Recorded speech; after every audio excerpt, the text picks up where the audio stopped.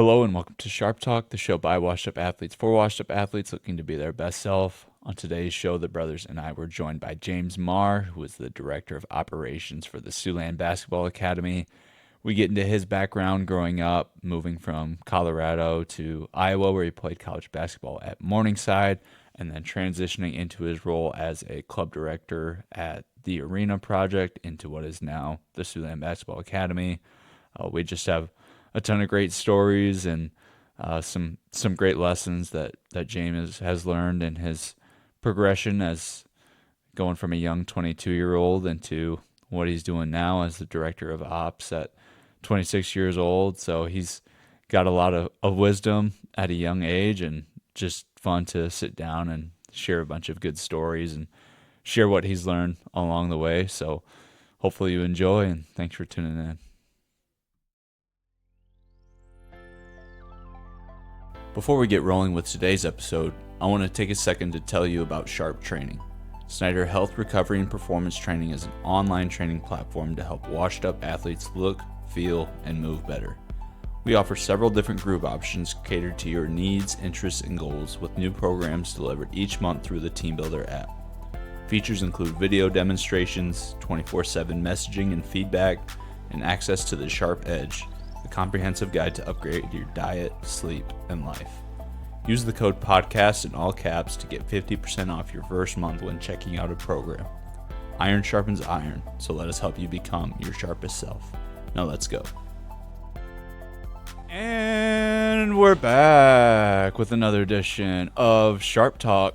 Today we have the pleasure of being joined by a former college hooper and recently promoted director of operations for the Siouxland Sports Academy, James Maher. Welcome to the podcast. How you doing? Good. It's good to see you guys again. Thanks for having me on. I think probably the most underqualified guest you've had, but I'm happy to be here, able to chop it up with you guys, man. You humble yourself too much. James, that type of dude where we'll just give him the mic and he'll just cover an hour himself. So we should be good as far as he we can know the freestyle intro, for an hour if people we know wanted who him we to. are. Oh, come on. James, you want What's to up, James? go ahead and just tell the world about yourself, where you're from, athletic background, and kind of into what you're doing now. Yeah. So I'm James Maher from Longmont, Colorado. I was actually born in Cincinnati, Ohio, but when I was real little, we moved to Colorado.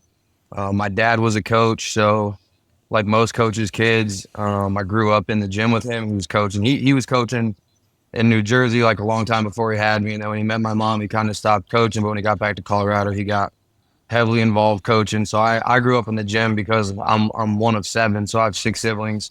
And my dad actually at some point coached every single one of us in our career. And he coached me pretty much throughout the majority of my career. So kind of grew up as that textbook, gym rat kid that was just with his dad all the time while he went to coach practices, and grew up with older dudes around me, getting to hoop against them, being in the practices, and, lived in the gym and, ran the concession stand, just kind of grew up in the gym. So, went to Meade High School. It was a new high school right outside of Longmont at the time. And Longmont's a town of probably about, it was at the time 80,000, but now I think it's probably close to 100,000. It's just grown so much. But Meade's right outside of Longmont. I think Meade was maybe, and this is just probably way off, but it was much smaller than Longmont when I was going to high school at Meade. And then since then, it's really grown as well. But Meade was right away a 4A school. So kind of where I lived when I was in middle school, there was a school called Skyline that was down the street, and they weren't very good at athletics, but at that time we had to go to it was your own district, so you had to go to that public high school. So I thought I was going to be going to this Skyline High School, and there were some other really good players in the area that were also going to have to go there. But then, like right when I was about to get out of middle school, they said open enroll. So all these other good players went to Longmont, and my older sister was going to Meade, which was, I think they were only having their fourth graduating class when my sister was a freshman. So when I was a freshman, they only had 5 graduated classes from the high school. So, but we were in 4A, so we were right away in like the second biggest class in Colorado in athletics. And the coaching staff, that's one thing that high school did a great job of, was bringing on great coaches, and the football team was great. You guys know the class, Jason Klatt, Joel Klatt, Coach Klatt was actually the football coach and the JV basketball coach in my high school. So having a guy like that and the other great coaches, the athletic programs took off. So ended up, having a good career, Meade High School. Um, uh, Ended up playing AAU for Colorado Titans. And I was in Milwaukee, I believe, when I ended up, because I didn't think I was going to play college basketball. I I loved basketball and I grew up in the gym, but I kind of saw the writing on the wall because I was, a 5'10" point guard with limited athleticism, and it was always, you're always fighting an uphill battle when you're kind of like that in basketball. So, like when I got to playing my last summer at AAU, I had no idea I would, but I got like college coaches starting to call me a little bit. And I still was like, all right, I'm not going to entertain that too much because it was nothing serious. So I ended up going into my senior year, and I just was killing my senior year. So, like, I had like a 15 assist game, like just all doing all these like crazy things. And so I started getting more interested actually during my school year, which is actually like pretty rare nowadays, but it was all from small schools. So like I was coming out here, and I had talked to Anthony Elias, who, I think Coach Elias is in California maybe now again, but he's coached at a bunch of different colleges, high schools. He kind of recruited me to Morningside.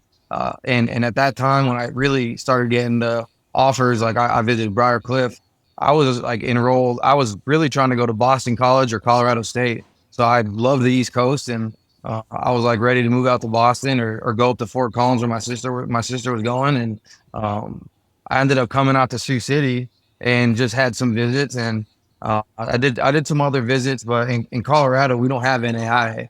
So, Division II, really good basketball, and a guy like me isn't getting recruited, as an in-state kid to attend the Division IIs. Just because there's surely there's better players than me in such a big state, so it's hard because there's less spots kind of versus when you get out of Colorado in the NAIA. So I love it when I see Colorado kids hooping in the GPAC and stuff, because that's kind of how I found my way. But again, was absolutely humbled when I got there as a freshman, because I think as every athlete does as a senior in high school that had a good season going into their college, they're thinking they're going to prove, themselves to the coaches, and they're going to go out right away with this bang. But it's a long process, and I'll be giving a lot of shout outs because that's just what I'm going to have to do, because I'll be telling these stories. But one of my other high school coaches, his name was Josh Lolly. Shout out Coach Lolly. He used to say in his spare time he likes to hit line jobs and bogey par fives. He was a character, but I remember he played in Maryville, and he just told me, like, there's gonna be times you want to quit. I'm telling you, I know you love that. And in my head, I'm like, no, there's not. Like, I'm so excited for this. But he's like, you're gonna want to quit. Do not quit. You will thank me when you get done. And for some reason, that stuck with me. A lot of things that coaches told me stuck with me a little bit, but that was always something, because as a college athlete, you guys know the highs and lows of it, right? But going through that adversity, right, and going in as a freshman thinking you're gonna right away create an impact, but then having to face reality, like you're not in the shape you need to be. Like, you got 2 years in the weight room before you can even like compete for a real court time, because there's 35 guys here, but 8 touch the court, and most are 21-year-old dudes that have been doing this for 2-3 years. So that's kind of how I ended up at Morningside, and that was I really like Morningside over all the other schools I visited. Coach Sykes was our head coach, the head man for most years. And Trent Miller at the assistant position. So it was a great 4 years. And then what was the connection with getting started at the arena? And were you envisioning sticking around in Sioux City, or when did that all come to fruition?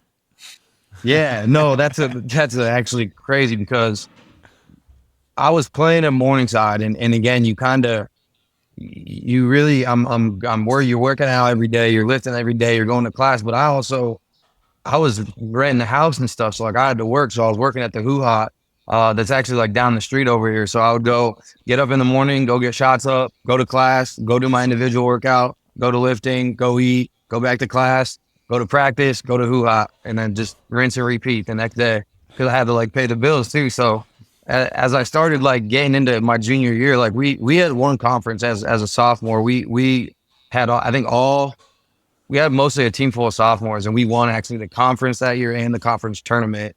The next year, I think we won the conference or the conference tournament, and the following year it was the same deal. So it was like in my senior year, we were 23-0 and number one in the nation for like the majority of the year. So, when you're you don't understand in the time because you're really competitive in practice and you're doing these things, but to be, on a number one team in the nation, it's truly a situation where you look around and there's got to be great people around you. I learned so much from just being on that team and, finding a way to contribute. But when you're not always getting minutes and you're still doing the things you can do to help your team. Well, I saw the writing on the wall. Like, I'm not going to play professional basketball in Europe. Like, that's not happening. So I better figure out what I want to do next. So this guy, Dustin Cooper, he's our executive director. He came and given a speech in one of my classes. It was a business class.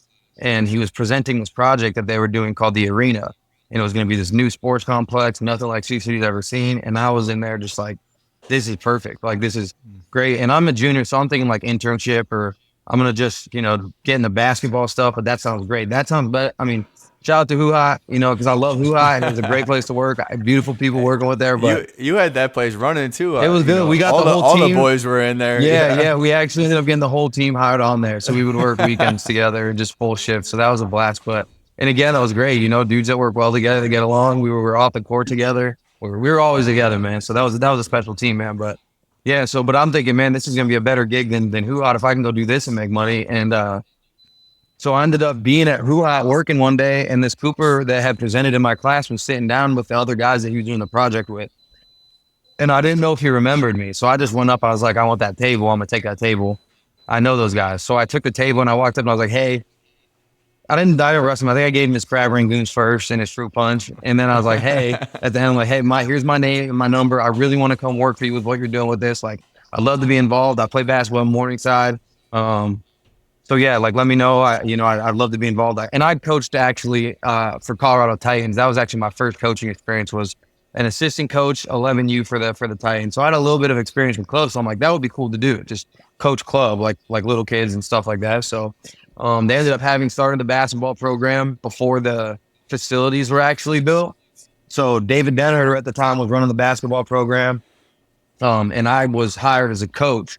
So that was my first year coaching. I think was the year of between my junior and senior year. That summer was just the basketball club. We didn't have the facilities yet. So that's when I first got involved coaching. And I ended up, I think I had 2 teams that year.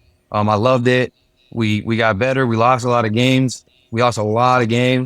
But as a coach, I learned a lot. Those were really, really fun times, and it was great kids. And actually that class, which was my first class, is seniors now.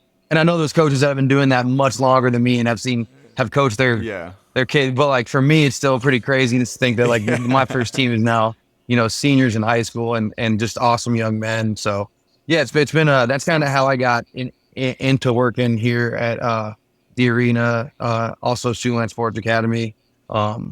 Because once I got done with college, well, it was COVID. So back to kind of basketball, we were ranked a 1 seed in the tournament my senior year, and we ended up the season just with a great record, like one of the best records. We were just playing. We had played with the same guys for 3 years, and everybody got along. Like, everyone knew their role. We had good schemes and concepts. We had a mix of everything on the court, and everyone was like a good teammate. So, when you have all those things, you have this good team. You get a 1 seed in the NAI national tournament. I don't think we were the overall one. I think we were maybe the 2. But we were definitely a 1 seed. So we go, and I think we play on Friday. And as we're heading to the tournament, that's when people first started talking about COVID. So we heard about it, and we're kind of, hanging in a hotel. I'm just practicing the week before, because you leave the week before because you got spring break. So when you play, if you make it to the national tournament every year, you don't get spring break. So you got to go stay in Sioux Falls, and then you go and you miss your spring break, but then you're playing that next week, a week hopefully, but weekend. So we're on Sioux Falls and we're reading about it, and I think it was the night before our first game was like when Rudy Gobert said that joke about all that, and we were all like, "What is Gobert doing, jinxing everyone like that?" And then the next day we go play our first game, and we played Oklahoma Wesleyan. I think we won by like 40 points. But the cool thing about the NAI tournament is it's just game, next day, game. So we're watching these games too. And we had got bounced in the Elite Eight a couple times. We made some really good runs, but we watched everyone else and we were like, we're the biggest, fastest, strongest. Like this is our year. And I know everyone's like, yeah, you would say that because you're on that team and this and that. But like a lot of people that knew that team would probably agree with me. So, yeah, it was we ended up winning our first game, playing great, and you always want to play the Thursday game in the NAI national tournament because you get Friday off. But if not, you go Friday, Saturday, Monday, Tuesday. But if you get Sunday and Friday off, you're in a really good spot because that gives dude time to rest, like fix injuries, stuff like that. Game plan, watch film because when you in that national tournament, you don't know who's going to make it where. So the night before, these coaches are up till midnight. You're getting up at 7. Like, we got to watch film because we don't know anything about what this team does, And so I think when we were our junior, that's what guys would call college idols. We never saw a 2-3. Well, you make a deep run, they make a deep run. You didn't know you were going to see them. Well, now you're playing a good tooth. You're like match up against Syracuse, NAI version. So, it's a crazy tournament in that regard of just the game plan you got to do. But the next day we were actually at practice. I think it was like O'Gorman High School there in Sioux Falls. So we had the Friday off, so we had to shoot around. And we were doing drills. And at that day, they were talking about just limiting the tournament down to like a certain amount of tickets. Because I remember my parents were going to be coming out. And they were just making sure they come like, yeah, they're letting 4 people in per person. So at that time when we left for practice, we're thinking like it's going to be a smaller crowd, but whatever. We just it's like a bubble ring, whatever. We've been a little bubble ring. So that day during practice, we're doing a shooting drill, and Tyler Borchers, who was our big man, who was this absolute monster. We were doing a shooting drill, and me and him were good friends, and we were, we were locked in, but we weren't probably going as fast as we should have been, but. So Sykes, our head coach, just goes like everyone in the middle, and I'm like, oh no, he's gonna like single us out. Like we're seniors, we're not like going as hard as we should be. Like, and he just goes, I don't know what to say, so I'm just gonna read it. And it was a message from the NAI commissioner, just like, fellas, I don't know what to like, or the tournament's been canceled because of COVID. Everyone's got to report back to their schools today. Form your travel plans. Like tournament's over, and so we're just in this high school in Sioux Falls in the middle of Walker, and it was just over. And like the hard part was just like you spend every summer, like to be a team that makes it that deep, like people don't understand what goes into it. Like everyone commits to the summers, to the weight room every day, to the workouts. Like you sacrifice a lot of time and energy. And like for me as a guy that didn't really play much, doing it and working a job to make sure I could stay involved in that team. And I knew like I was doing it for the ring. I was like, I'm gonna say I'm a national champion. I could have transferred, right, and played somewhere else, but I was like, I'm going to be a national champion. I'm going to do what I can to help my team win, because that was important to me and like who I was. So, it was really tough, day to like, because we had to go back to the hotel. They're like, pack your bags back to the vans in 2 hours. We're going back to Sioux City. So we're like going back to Sioux City. We're all just, we're literally met. We thought that the other team we played the championship would be College Idaho. So we're like, do you guys want to meet at a park and go play? Yeah, and just like, we'll call that national champs. But, for real. So we're heading back and we get back to campus, and I lived off campus, but they were like starting to shut the dorms down and send people home. So that's my senior year. So I'm like, okay, is my senior year over? And the crazy thing is that my senior year with the tournament was the only year where spring break was after the tournament. So I was thinking we were going to win a natty and I was going to have a spring break, and I'm thinking it's going to be great. And I'm a senior. Baby. I don't have much. Life's good. I got this internship I love. And then just like, boom, and then I'm like, okay, well, hoo-ha, close it down. I got no money. Like I got to move home. School's over. I don't have a job. I'm an unemployed adult now. Like school's over before spring break. Everything shut down and I don't have a job. I'm like, so I got to move home. So I moved back to probably Longmont, and I'm kind of back and forth because I was trying to find a house out here because I wanted to keep trying to stay involved with arena and stuff, but the writing on the wall wasn't very good. But I just kind of like kept forcing the issue of like, I'm going to find my way back to that job because I really wanted to be the club basketball director here. That was like, I loved club basketball. I loved the club that I played for and how they did things. And I was like, I want to do that. And, I want that to be my thing. So, I come back to Sioux City kind of on a whim, and I'm thinking I can get a job with Arena, and they're like, we'll let you know, and I'm moving into South City, so I'm kind of banking on it. But they call me and just say, we're going to have to wait till August. And at this point, it's just May. That was just when the kind of tournament ended. I'd moved home for a little bit. So I'm back in Sioux City in May, and so I'm like, okay, I'm going to work at the FedEx package handler job from 4 a.m., 3 a.m. to 6 a.m. and just throw the boxes on the trucks because that's how I got to pay the bills. Like I'm going to just be a package handler. So the first day I went to my FedEx job, I had to do my orientation. So I had to take some documents with me. And these guys were like, hey man, like you don't have the right copy of your social security card or something, or you need the real thing or something like that. So you got to come back tomorrow with it. So I'm like, all right, I'll come back tomorrow. So I set up a time for the next day and I'm like, gosh darn it. Things just aren't going well, to say the least. And I get a phone call from the guy, Cooper, who's our executive director. And he's like, hey, I'll give you some cash to help come move some stuff over at the arena. It's heavy. Like, just come on over and move this stuff. And I'll pay you like $40 or something like that to move a couple things. I'm like, great. I need the cash. I head over to arena, move this stuff. Bang. We end up, so we start talking. This is kind of when the building's brand new. Like, this facility had opened up and I think maybe just before January. Do you remember? I think it was January or February. Yeah. Yeah. Like, and then we were closed in like March. A month before. We always said a month before COVID. So literally, it was January or February. And then we're closed. So the gym's new at the time, and I'm in there kind of helping him get it sorted. And he's just like, yeah, man, like, I'm sorry we can help you out. The one thing we need really bad is like, we need someone to build our website. And I was like, oh, I know how to build websites. I did that in college. And he's like, really? I'm like, yeah, I did it. I did it for a training buddy, like this and that.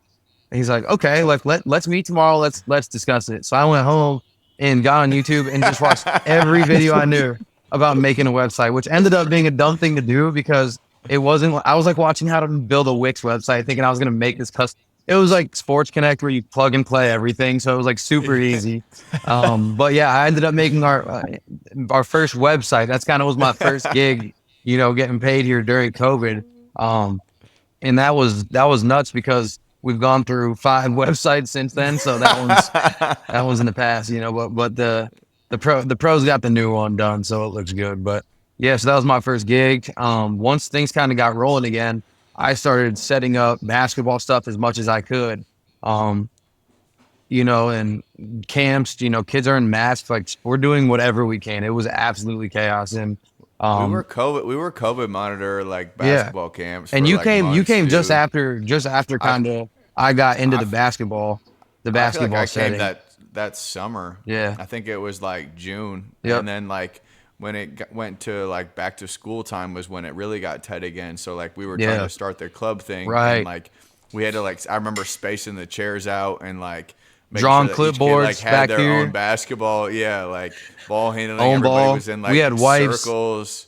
Wipes and like hand sanitizer, man. And we really did do it right. Like I can say we put so much effort into doing it the right way. The guidelines changed every day, but we followed them, to the best of our ability, so well, it was scary. Like we were always afraid that people would come in and like check on us. And I think they like probably did, like we were trying to stay by the guidelines because it was critically important for us to keep moving. Like literally just the next day was so important because if we got shut down one day, like we didn't know when we would open again. So, and that was both of our livelihood. Like they were still encouraging the online classes at that time for students, I think, when we were starting to roll stuff out. So it was like kids aren't even really going to school, and we're running camps. I think we were doing more basketball than there was school going on. It was, I think that's definitely true. And it's hard because like there's like this whole sweat thing, right? In basketball, physical, and like honestly, low key, like some of those sessions turned into like some ones and stuff like that because it was like, hey, we're all in here. We passed that, so no, for real. But no, that was a crazy time, and so then I ended up kind of taking over. And at first, when I really got into basketball here, I was like, I'm going to train. I'm going to be a trainer. So that's when I really, for the first time, started to put the puzzle pieces together in my head for all the things I like did as a player, and then like understood how to teach them in the lingo, and then just training a bunch of kids and learning how to communicate it. Like the first years I was doing kindergarten to 3rd grade camps in the summers that were huge after like we could finally reopen. We were on these big basketball camps, and it's a lot of kids, and you're teaching kids like you don't know what they don't know, right? And they don't know what they don't know. So you're trying to cover your bases in every regard because it's so important to hit each step of the way, in the learning process. But everyone's at their different levels. So how do I communicate to this athlete versus this JC Fuller who's coming in and training back spreads dunking? Like that's a whole different deal. Or doing a 2-week workout with the overseas pro where he's like doing camp in the city, and that was a cool time too. Like, got to shout out Justinian. He's back overseas now. He's just getting the season started. But This dude, Justinian Jessup, was a Boise State player. He actually broke Jimmer's record for threes in that conference. This guy was an absolute Dude, sniper.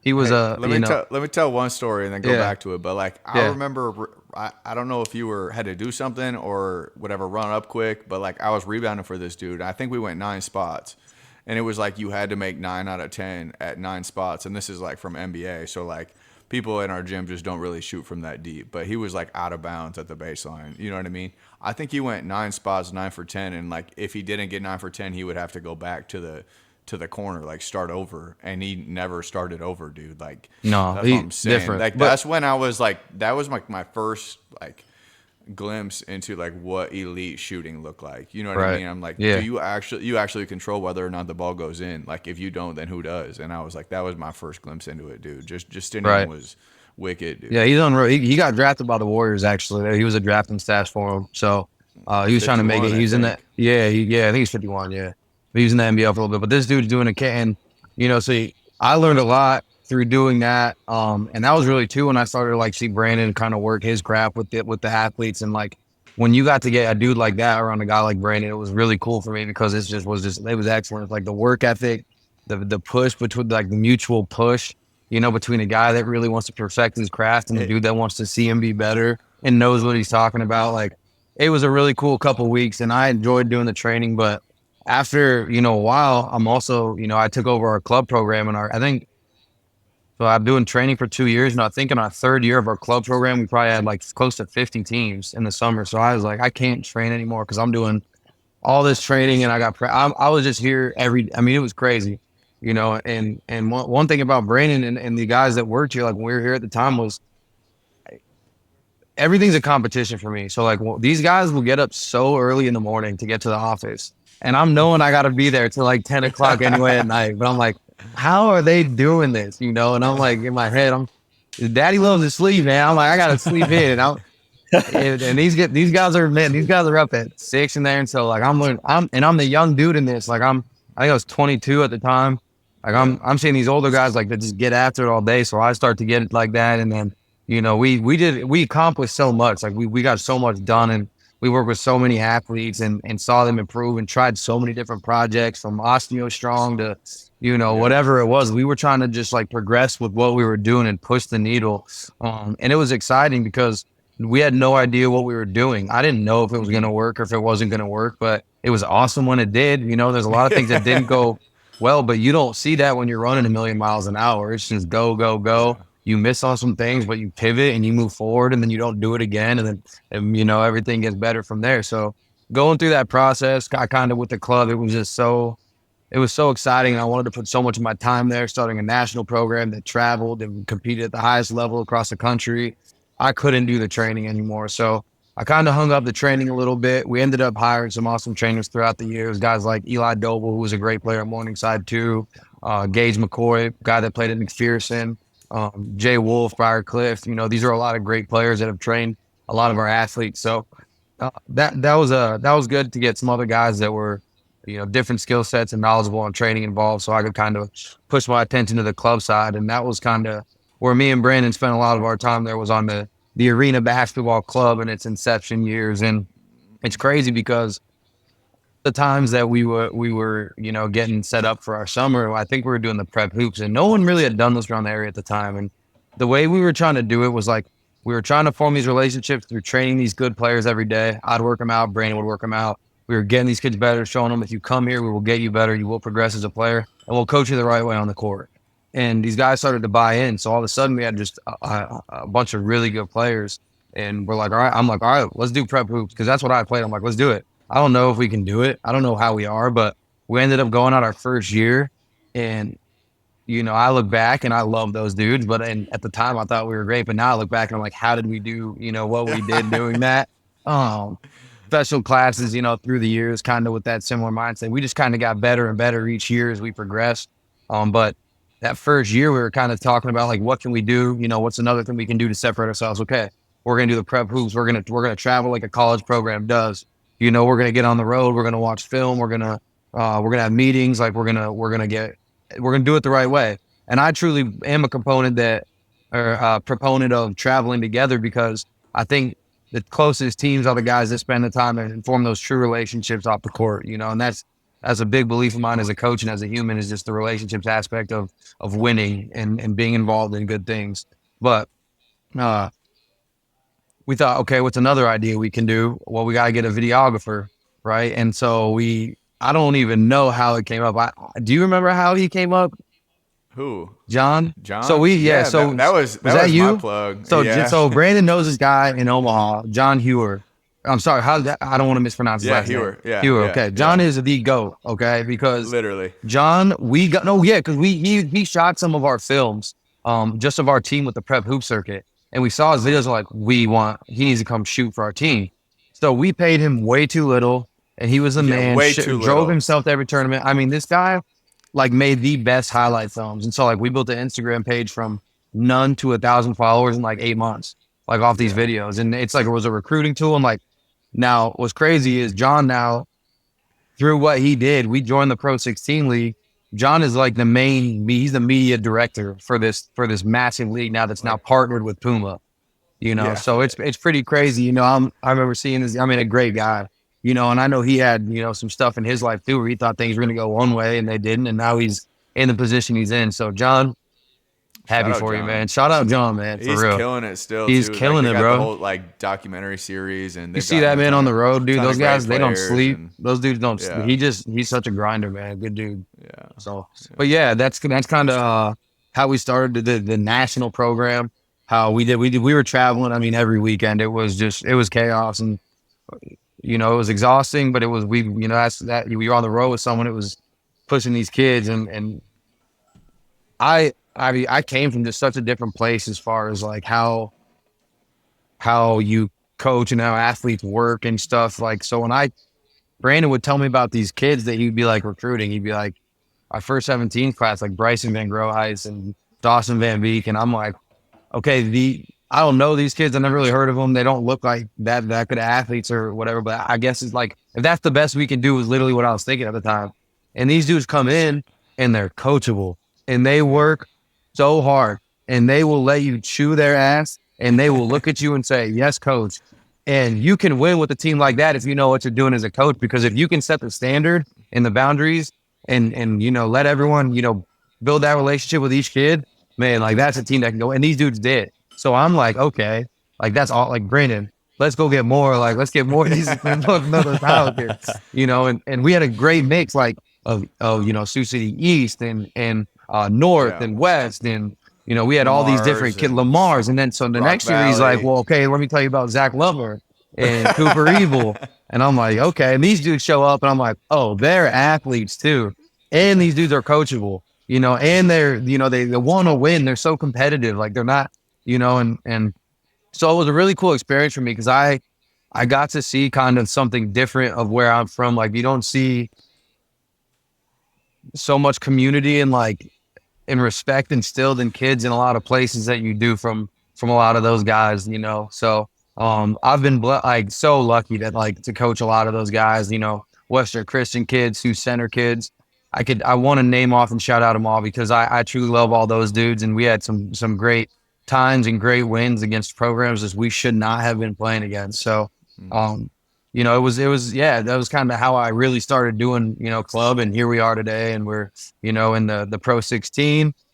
Have had some good years and some good wins in the past couple of years. Have made really good progress with the program. So just kind of, going to continue to push the needle there. But as of now, I'm now the director of operations. So a little more overseeing everything else and budgeting and stuff. So I can't really be involved in the club program as much, which it stinks. But I think for the overall progression here, we got, Jackson Laszlo is going to be taking kind of the helm, and I'm going to be working with him.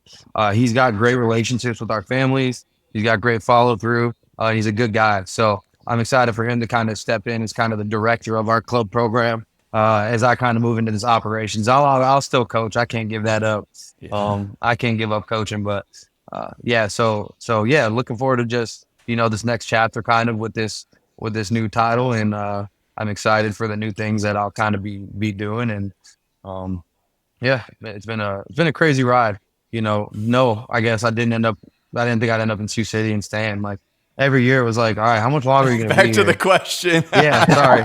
So anyway, if so, To answer your question. if so fact though. But yeah, no, it was every year. It was kind of just like, but it was crazy because they stuck a leg out for me through COVID and everything, hiring me and Yeah, giving me a job. And I'm a very, very loyal person. Like I'm as long as things are fair and I believe like we're moving the right direction and I morally believe in it and I think it's a good thing. Like I'm a very loyal person for people that, stick their neck out for me. And I always miss my family like heck because they're back in Colorado, but I go back, see them, and then they come out here as well. So, I get to do what I love every day. I think everyone that there's a lot of people that will kill to have a job in sports where you're not having yeah, to, you know, be a GA or take a minimal, paid position, or you're having to have office hours where you're there, so I'm really lucky to have that. And I know that. So, it's not, as much as I miss home and stuff, I'm 2 feet in here kind of with what I'm doing, right now. And, again, I think the only way to progress that anything is kind of being 2 feet in on it and believing in what you're doing and, getting the team on board as well. So we can kind of, go in the same direction with it, so. yeah, yeah. As you guys can see, like, obviously it has a, I don't know. I feel like you were meant to do what you've been doing. It was funny as you were like 3 or 4 years younger than I was, and both of us still like didn't really know what we were doing. You know what I mean? Like it was 100%. definitely like a blank canvas of like, well, it was a new facility too, right? So like even Coop, Yeah. like we're everything we do is kind of trailblazing, but there's so many times where I would come to you for like questions, dude, and I feel like you had an answer for everything. Even if you didn't really know the answer, you would tell me something and I would believe it and we would just go forward with it. And it's fun to be like in a director role now.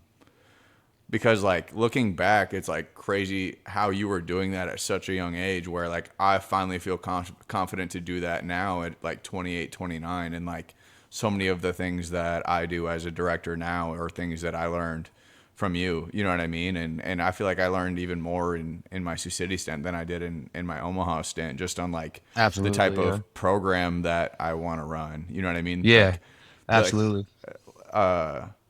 I don't know, like you did a lot of things that were cool to me, you know what I mean? And it's like not stereotypical cool. Like you were always talking about redefining cool, and like that was, treating people with respect and working hard and like doing things together and traveling together and I don't know, it's such a social media world where cool is like it is like the highlights, but it was not how we were doing things. You know what I mean? Yeah, it's And almost kind of like being a punk, for lack of a better yeah, term, in a way. yeah, Like, talking smack or like doing dances and stuff, and it's just like that's not cool. Winning by 20 is cool because you whooped them, like, yeah, and doing things the right way. And like, you want to play college basketball, they don't care. They don't want cool dudes. They want winners. yeah, And I got to give her, that. I think, my mom, she was big on two things, and she was like, humility was the first one. She always, because like you said, man, I always had an answer for everything. Like that was my issue, and so my mom, like, so you gotta be humble, James. You gotta be humble, and she always used to tell me, like, and this is something that's also really still resonates, and I pass along to a lot of our guys, is like everything that you need to know about being a good person, you learned it in kindergarten. mm-hmm. Be nice, don't steal, include people, use manners, use the toilet to go to the bathroom. Like everything, it's like, it's one of those Yeah. things where that always stuck with me too, because it kind of gave me my moral compass. And so the confidence I have to be able to go out, I think, and lead people comes from just knowing in my heart, like my moral compass. I know I've known what's right versus what's wrong. And have I always done right? No, but I know what's right. Right? You know what's right and what's right versus wrong. So having that and just knowing, like, always being able to go back to that, and that was the other thing, like my mom would preach, is like, it's good to have that confidence of like knowing who you are and like not being ashamed, just knowing that there's right and there's wrong and there's like, that's it. There's no line in between, and you got to pick. And I think that's always been something for me, especially with who I chose to surround myself with as a basketball player in high school and college and on AAU trips and stuff, like who I'm hanging out with, because I know, like, what they're doing is wrong. Okay, Jane, don't do it.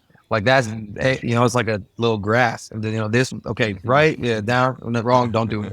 So that's kind of how I've always been with the, as a coach as well, because, I think the way I try to treat, like, the be kind, I think is so important. So like the way I try to treat other people and form other relationships, I truly like leadership is, it's great to be able to talk a good game and be able to articulate yourself, but true winning teams and like leadership comes from having like relationships with your guys. And I think that leadership is how they see you interact with them individually, and also how they see you interact with other people. Like if you're checking into the hotel and using your manners and you're making them use their manners, like now it's kind of one of those things where it's a double-edged sword in a way, but that's you're for, because these guys, I think, and that's how it comes to life too. On the other side of that is the people that want to align themselves with you are the people that you're kind to, and they see how you treat people, and they see how, your relationship is with them. Like, do you take time to give to them? So I think, coaching for me, I always got along so great with my teammates. It was almost just like, I'm, 21 years old. So I'm drawing this line between figuring out how to draw this line between like 21-year-old guy they think they can maybe talk smack to versus like the coach they have to respect. And figuring out how to do that was great for me at 21, because my ego was so big in a way. I'm like, all right, I gotta be this way. But it's like, no, get to get to know them better, talk to them, personally connect with them, be kind to them, like treat them the way that you want. Like, and then once you form that relationship, well, now you can really coach this kid on the court, because, they know you got what's best for them in your heart. And that's really what comes down to like forming that, relationship with the player. So, that's big with a lot of what I do coaching wise, is just trying to make sure these guys, I know they're going to make mistakes in games, but are they going to acknowledge it? Are they going to be accountable? Are they going to be doing the right things, right? Setting the boundaries. So, Dude, I feel like that's such a key part of coaching. Like a lot of the like strength coaches that I observed early on, like it wasn't any sort of friendship or relationship. It was like, I'm in charge and you're going to do what I say. And like, I yeah. thought just from watching that, like, okay, is this who I have to be? Because this doesn't feel right. And then I think it was DeMarco on a podcast. He says like, no, it's okay to be friends with my guys. Like that's where that buy-in starts. But it's, yeah, like you Yeah. said, also finding that line between friendship and accountability. And I totally relate to that. Like having to figure that out at a young age it's Yeah. hard, but it's part of that process. And I think you can be friends or at least Yeah. friendly with the people you're coaching. Like I think that's the foundation of a good relationship. Yeah.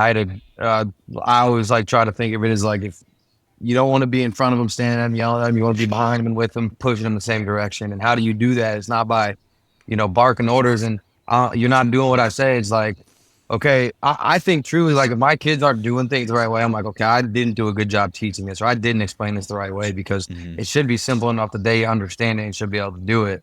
And it's also, when you first start coaching, you're like, you want to win so bad. Everything needs to be a win for you, but that's just not the reality of life. You're going to go through these ups and downs and disappointments as a coach throughout your career too, where you're like, okay. And that's how you kind of find, I think, your rhythm as a coach and who consistently want to be, because you can learn from things you didn't like that you did, and move forward from there. So yeah, it's been a great process. And now, obviously I'm 26 now, and I'm still coaching these guys, but I feel so much older, and they all think I'm older. So it works out well, because I don't have to like do that anymore. They all think I'm like 35, I think. So it works out well. Just grew the beard out. I used to not have a beard, so I look 15. I look like a player. And now I think I just grow the beard out a little bit longer, kind of like Jaden's, and then I get a little bit more spec. So Yeah, I think it's super cool. You mentioned all of the virtues outside of just basketball with coaching. Like we've talked about the life lessons that are involved. You get the platform to truly pour into those kids and make it bigger than a game. I think it's, especially at those ages, you don't want the kids to be all ball all the time. I think it's a platform to let them know that there's more than just basketball. There's more to life. It's being coachable. It's respecting your elders. It's being a good teammate. And I think it's a really cool platform. And I think you and Brandon do a really good job of keeping what's important with kids. And I think it's really cool. So I've always just seen the parallels in just your story and Brandon's story growing Yeah, up. it's crazy. Just like the 5'11", 6 foot guard that 5'11" point just guard loved syndrome. basketball, Chip on your was all shoulder. about basketball Yeah, all the time. and that's actually crazy, because I wanted to talk to you guys about it. If we can switch the topic a little bit, like the multi-sport versus not multi-sport athlete thing, because like Brandon grew up hoop, but I didn't play football. Like Brandon went and played football at Iowa. Like that's like all I did was play basketball, so it's crazy because I always wonder, and I had so many parents that would ask me, and I never knew the right answer. I would tell them what I thought, which I'll tell you guys, but I didn't I didn't know was like, should my kid just play this one sport or should he not? And it kind of just came down to a thing where it's like, if your kid is like, if he looks like me and he wants to hoop in college, well, you better be in the gym every single day. Like you don't got time for football really, and you don't got time for golf and stuff. Maybe I'm wrong, and maybe I'm wrong. These are my opinions. I'm again through this, I've learned if there's one thing I know, it's that I don't know anything. But that's just kind of my opinion there. So, but if there's a kid that could turn out good in any sport, like I think it's really important. Like Jaden, right? Like this dude could. What do you pick, right? You literally play multiple sports and it's in college. It's like, what do you tell a kid like that should be doing multiple sports? But I just wonder what you guys thought, because I think around here, and that's one thing I really learned in Iowa and Nebraska, is like everyone plays every sport, and it's a pain in the butt during club season having everyone playing baseball and track and field. But it's the reality of where we are. Whereas in Colorado, your club teammates only play basketball year round. No one does anything else. So I'll start and then maybe turn it over to you guys because I think I have an interesting perspective on it. I think two things. One, basketball was always my favorite sport. So like if I could have, other than golf, right? But they don't really overlap. Like I think you can pursue basketball full, right, and still golf on the side as like a hobby. It's not like a sport like pursuit like football thing. or baseball, if that makes sense. Like Yeah. it's not hard on your body. You can go do it for fun. I'm not really trying to compete, but I am at the same time. But like yeah, so basketball, like for me, I would have played basketball all day, every day in the same sense that you did. And like the other thing too is that I don't think I had the resources to like, I was in the gym pretty much every day, but even though I had good coaches, like sport coaches, I didn't have anyone that really like trained me or taught me to the basketball level guy. of like Yeah. like you. Like I can't imagine my basketball career if you were to been my coach. Do you know what I mean? Like in my opinion, it's just different. Like, I think the knowledge is different. The things that we're able to understand is different than even 10 years ago, Yeah. 15 years ago. Like I don't think the game's even close to the same. You know what I Yeah, mean? When you're for looking sure. at a training perspective and No, it's timing not. of It's not. everything. And like, I just don't think that, I was watching a YouTube video of Chris Paul and he showed me one move and I did it in a game once and I was geeked, Yeah, like, yeah. but this is like constant training that I could have had that these kids have now that it's like Right. blows No, my that's mind. crazy.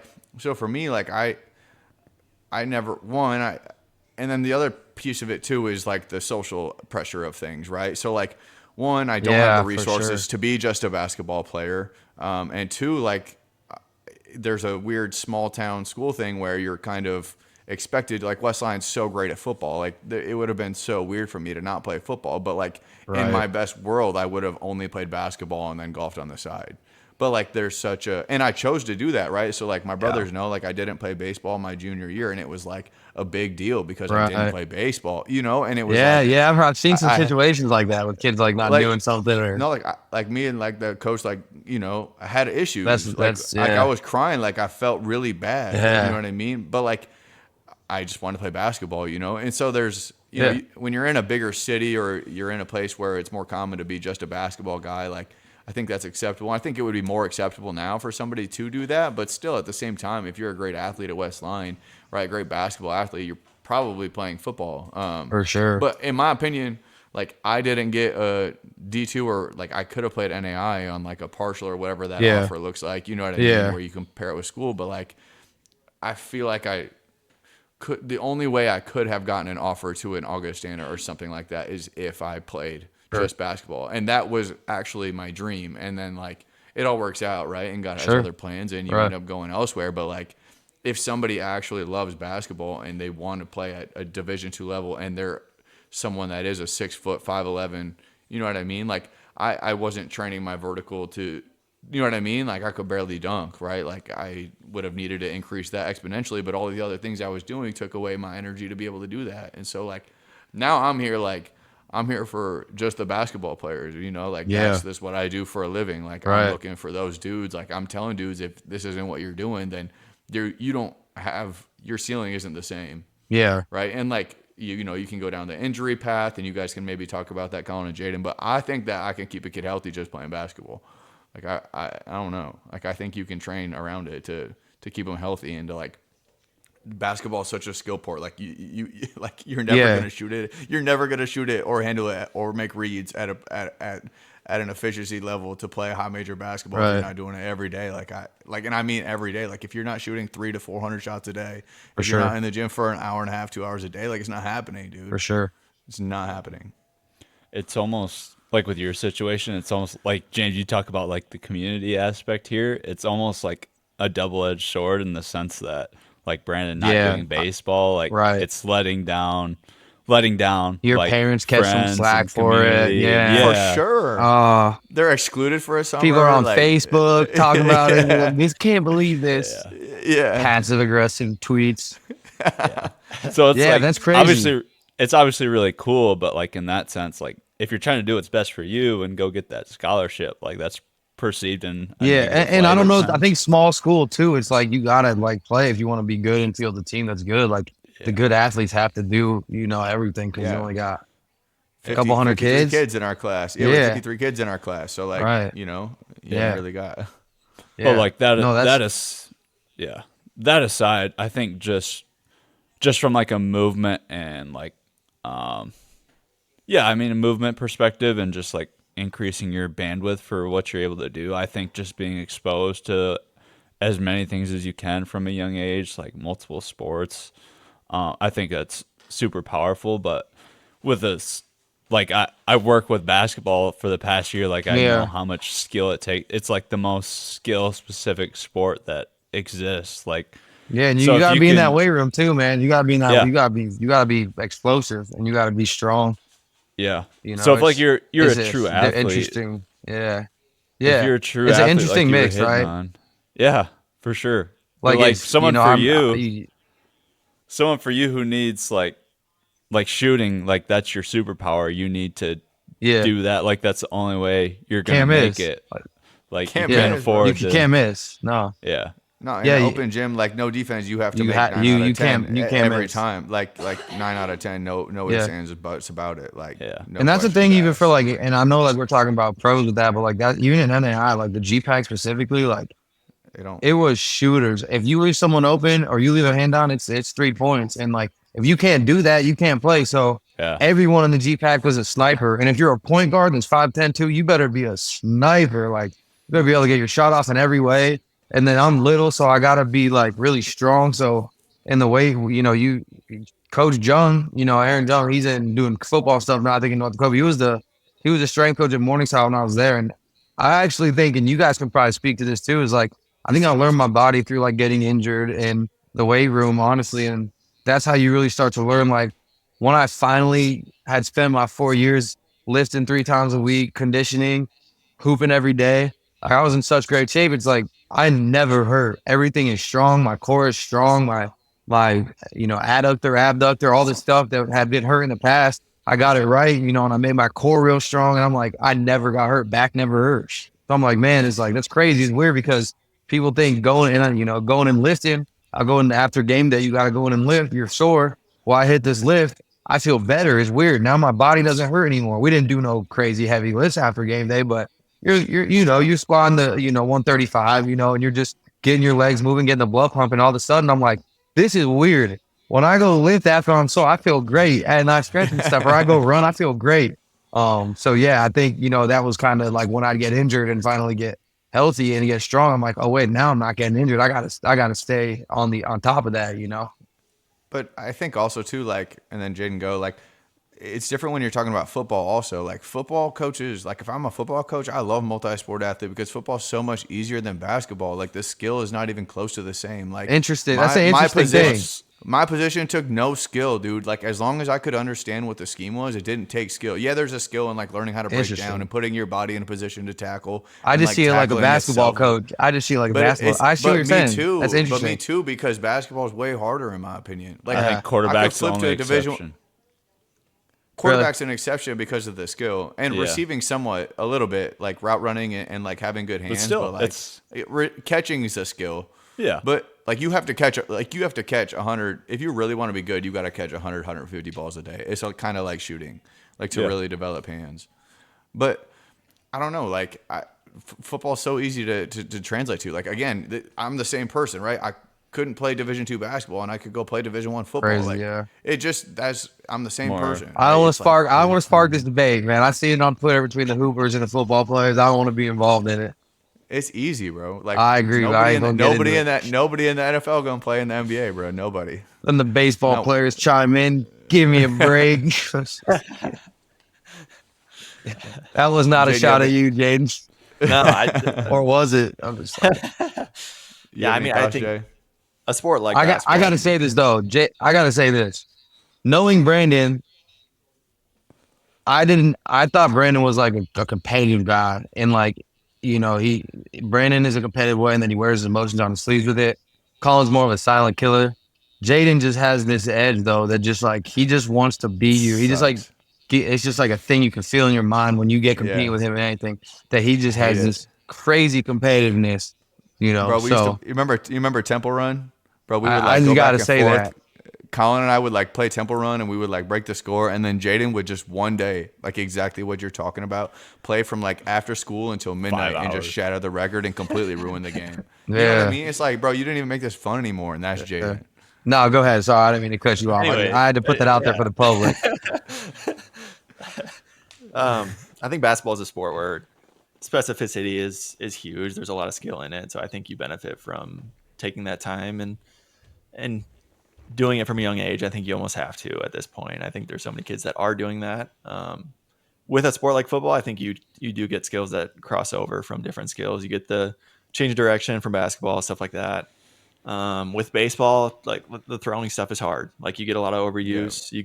We're seeing Yeah. kids that are like 11 and 12 that are tearing the rotator cuff, and that's like a 25 to 40-year-old injury. It's like we don't want overuse injuries, and having other sports makes you take a break from those patterns. So I think it's beneficial in that point. And like we've talked about, small communities, it's an important thing. Like at Westline, like it's talked about. Like if you're not playing a certain sport, like I Heathen. was not a huge lover of basketball. Looking back, I don't know if I would have played it all four if I didn't go to Westline, but it was just something that you were expected to do and something that you did. So, Yeah, I do think I would be so mad if I went to your school and you did not play basketball. I would be like, "What is bro doing?" yeah. So Exactly. I think we're getting to a point where you almost have to, if you're looking at the next level, specialize at an earlier age. But I think there's definitely still pros and cons to playing multiple sports. And I think, like Brandon said, I think football is a sport you can definitely get away with it and take a little break from nicks and bruises and trauma to the head, stuff like that. Yeah, that's probably a good thing. My brain would say that is a very good idea, Yeah. as would your guys's. Well, brother, that was real. Anything else for James, you boys? I'm just curious. Are you claiming national champion, or like is this Oh, a yeah. hypothetical? Is this on the record? Is this on the It sounded record? like you were like, I mean, we're winning by 40. I'm we just were gonna saying. we were running all these kids out the court. I'm just saying, if you put a Twitter poll out, I wouldn't be surprised if like people were like, yeah, they would. But I don't know. People are haters too, so whatever. I think so. In my heart, I think so. I knew the guys we had, and what we did. It was just like I think we lost like 4 games that whole season, and it was crazy. We played a really tough schedule that season too because we want to make sure we were ready for the national tournament. So, yeah, man, I don't know. I think everyone on my team would say yes. I'd probably say yes, Yeah. but I like that. the guys at Indiana Wesleyan and College of Idaho would probably disagree. But They didn't show up to well, play, Run it dude. back. Run it back. well, yeah, They don't- and that was like they everyone that year we were just done, and then the next year those guys got to play and then got a COVID year. That was just a crazy. I was just like, what is going on? But now it's still backed up, and that whole state of things is just nuts too. So, yeah, man, I'll claim it. Sure, Hell yeah. why not? You earned it. All right, Yeah. brother. Appreciate you you guys, coming man. on. Thanks, Appreciate this Nah, discussion, and excited Yeah, to see I hope you. to see you guys continue soon. to grow. Yeah, I hope to see you. Yeah, Yeah, I hope I actually see you guys soon, man. For sure. sure. It'd be great. Take it easy. Maybe we get on the golf course sometime. We'll Got catch a to. freestyle. Yeah, maybe, just maybe. Maybe. All right, All right. see you, boys. I appreciate it. Appreciate you. Till next Take it time. easy. Thanks for listening to the show. If you enjoyed today's episode, leave a rating, review, or tell a friend to check us out. Be sure to follow us at SHRP_training for more content to help you be your best self. Go be great today.